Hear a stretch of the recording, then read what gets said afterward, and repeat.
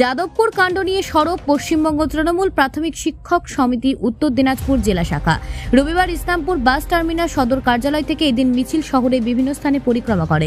উপস্থিত ছিলেন উত্তর দিনাজপুর জেলা তৃণমূলের সভাপতি কানাইয়ালাল আগরওয়াল সহ শিক্ষক সংগঠনের নেতাকর্মীরা।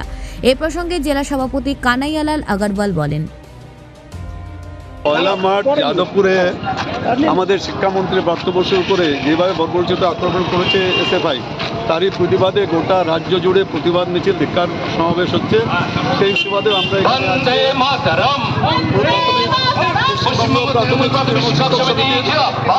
উদ্যোগে আজকে এখানে আমরা এই সভাটা করলাম, আলোচনা সভা হলো, তারপরে এটা একটা